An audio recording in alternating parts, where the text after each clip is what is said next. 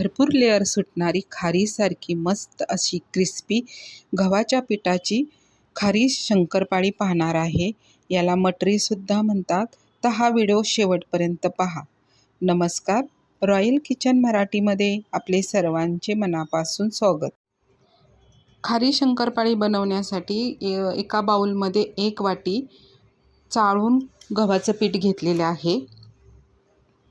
आता त्यामध्ये चवीनुसार मीठ टाकायचं आहे. आता त्यामध्ये अजून अर्धा चमचा ओवा टाकलेला आहे. ओवा हातावर घेऊन चांगला क्रश करायचा, म्हणजे त्याचा स्वाद खूप चांगला उतरतो. आता यामध्ये तुम्ही कस्तुरी मेथीही टाकू शकतात, पण मला फक्त खारी शंकरपाळी बनवायची म्हणून मी फक्त ओवा टाकलेला आहे. त्यानंतर एक 2 चमचे तेल गरम करून कडकडीत टाकलेले आहेत. आता ह्यामुळं काय होईल, चांगला शंकरपाळी अगदी क्रिस्पी होणार. आता चमच्याने हलवल्यानंतर हाताने चांगलं स्मॅश करायचं. पीठ एकदम चांगलं चोळून घ्यायचं. सगळं तेल लागलं पाहिजे पिठाला. अशा पद्धतीने छानपैकी आपण पिठाला तेल चोळून घ्यायचं. आता एवढं चोळायचं की त्याचा चांगला असा घट्ट, मुठीमध्ये घेतलं ना तर ते एकदम असं घट्ट पीठ तयार होतं. हे बघा, अशा म्हणजे आपलं अगदी शंकरपाळी परफेक्ट होणार छानपैकी. त्यानंतर नॉर्मल पाणी घेऊन पीठ मळून घ्यायचं आहे. आता पीठ मळताना आपल्याला पीठ अगदी चपातीसारखं मळायचं नाही किंवा असं पातळ नाही मळायचं, टाईटच डो ठेवायचा आहे. या अशा पद्धतीने आता हा डो 15 मिनटं झाकून ठेवायचा, म्हणजे मऊ पडतो. आणि पाणी अगदी अर्धा ग्लासच वापरलेला आहे. आता 15 मिनटं झालेली आहेत. पीठ बघा किती मऊ झालेलं आहे, अगदी सॉफ्ट झालेलं आहे. नंतर पोळपाट घ्यायचं आणि त्याच्यावर आपला डो ठेवून चांगला मळून घ्यायचा किंवा घोळून घ्यायचा चांगला, म्हणजे अगदी सॉफ्ट होईल. आणि त्या डोचे 2 भाग करायचे आणि मोठ्या अशी पोळी लाटून घ्यायची आहे. आपण चपाती कशी लाटतो त्याप्रमाणेच आपल्याला लाटून घ्यायचे आहेत. आता एक गोळा आपण साईडला ठेवून देणार आहे आणि एक गोळा पोळपाटावर घेऊन त्याला थोडंसं पीठ लावायचं. पिठाची पण जास्त नाही आवश्यकता, अगदी थोडंसं पीठ लावायचं आणि चपातीसारखं छानपैकी लाटून घ्यायचं. आता लाटताना अगदी साईडनीच लाटायचं, म्हणजे असं कडा लाटून घ्यायच्या, म्हणजे पोळी अगदी पातळ होईल. हे बघा, अशा पद्धतीने मोठी अगदी पोळपाटा इतकी मी पोळी लाटलेली आहे. हे बघा, इतकी पातळ केलेली आहे. अजून थोडंसं लाटून घ्यायचं कडा. हे बघा, अशा पद्धतीत अगदी ट्रान्सपरंट वाटतंय. त्यानंतर त्याच्यावर ना 1 चमच्याने असं तेल सोडायचं आणि पूर्ण पोळीला लावून घ्यायचं. किंवा हाताने जरी थोडंसं असं आपण लावलं तरी चालतो, किंवा ब्रश असतो त्यानेही लावू शकतो. हे बघा, असं सर्व पोळीला तेल लावून घ्यायचं. आणि आता त्याच्यावर गव्हाचं कोरडं पीठ असतं ना ते टाकायचं आणि तेही चांगलं चपातीवर लावून घ्यायचं. हातानेच लावते मी, म्हणजे सगळीकडे लागलं जातं.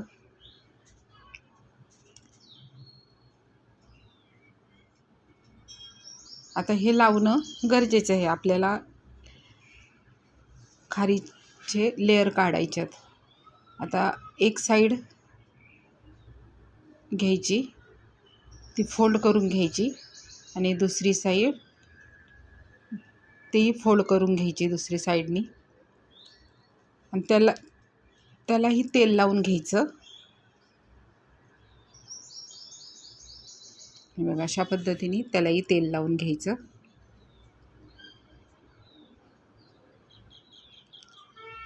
आणि त्याच्यावर गव्हाचं कोरडं पीठ टाकून घ्यायचं.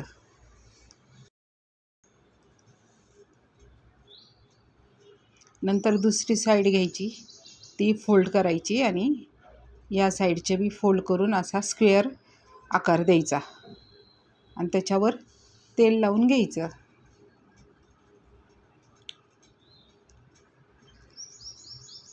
आणि वरून थोडंसं कोरडं गव्हाचं पीठ टाकायचं.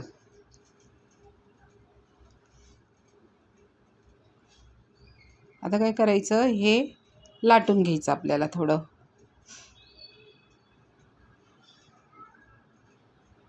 हे बघा अशा पद्धतीने ना मस्त पीठ लावून घेतलं आणि हलक्या हाताने असं लाटून घ्यायचं.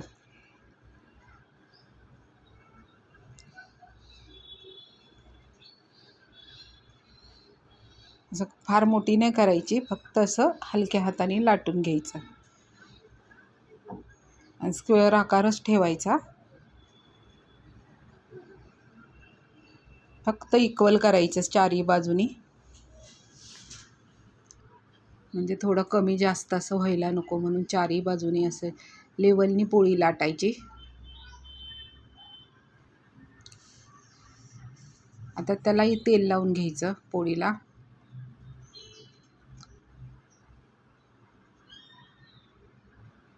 आणि त्याच्यावर थोडं गव्हाचं पीठ. आता प्रोसेस थोडी अवघड आहे, पण आपल्याला जर चांगले लेअर हवे असेल तर तेवढं करणं गरजेचंच आहे.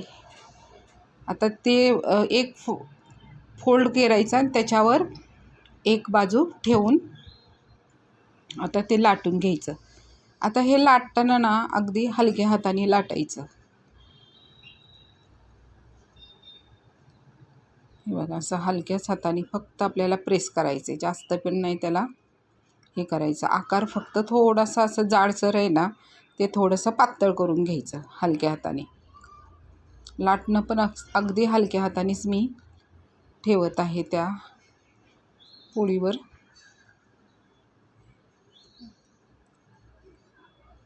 थोडीशी अशी पातळ अशी करायची. हे बघा अशा पद्धतीने मस्त झालेली आहे. आता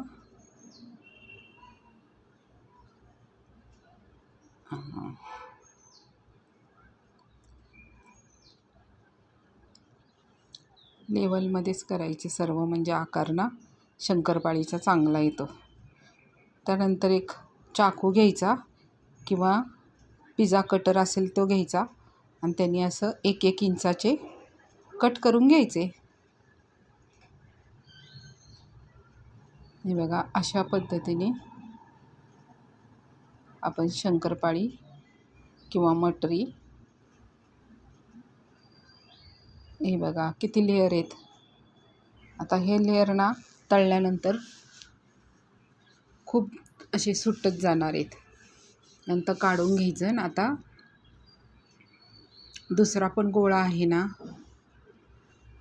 त्याचं पण अशाच पद्धतीने आपण शंकरपाळ्या पाडून घ्यायच्या. आता ह्या शंकरपाळ्या आहेत ना अगदी चहाबरोबर तर खूपच छान लागतात, किंवा लहान मुलांना शाळेमध्ये पण आपण डब्यावर देऊ शकतो.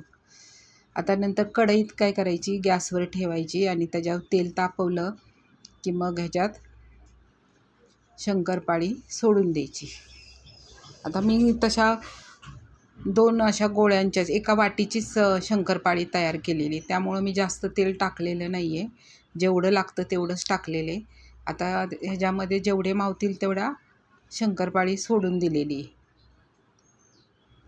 आणि छानपैकी असं मीडियम हीटनी छान असं तळून घ्यायचे. हे बघा पदर कसे सुटायला लागलेत बघा, आणि खरपूस आता त्याचा कलर पण चेंज होत चाललेला आहे. अगदी मस्त असे खुसखुशीत शंकरपाळी तयार होती.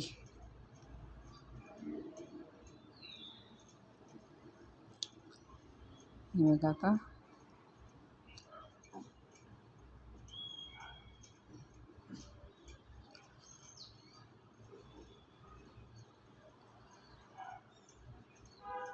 छान खरपूस अशा तळून घ्यायच्या. आता हे तळायला तर 3-4 मिनटं तरी लागतातच. आपण मीडियम फ्लेमवरच ठेवतो आहे. चांगल्या खरपूस तळून घ्यायच्यात, आतपर्यंत तळल्या जातील अशा पद्धतीने तळायच्यात आपल्याला. त्याचा कलर तर पूर्ण चेंज झाला आहे. आणि गव्हाच्या पिठाच्या कशा असतात, पौष्टिक असतात. खाल्लं तरी आपल्याला पौष्टिक जातं ना आपल्या पोटात, किंवा लहान मुलांना जरी तुम्ही डब्यात दिलं तरी तेही पौष्टिकच देता. असं स्नॅक्ससाठी तर खूपच छान आहे हे.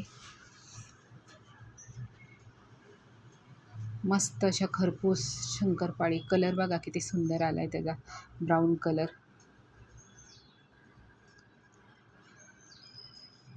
आता अशाच पद्धतीने आपण काय करायच्या, जेवढ्या आपण शंकरपाळी केलेल्या आहेत ना त्या सगळ्या तळून घ्यायच्या. आणि मस्त अशा आपल्या सगळ्या शंकरपाळी तयार झालेली. कलर बघा किती सुंदर आहे. सर्वांना आवडेल अशी शंकरपाळी स्नॅक म्हणून वापरू शकता चहाबरोबर. हे बघा आता एक फोडली तर बघा कशी क्रिस्पी, आणि लेअर बघा किती सुंदर सुटलेले आहेत त्याचे. सहज अशी हे होतात. आवडला तर लाईक करा, शेअर करा. धन्यवाद.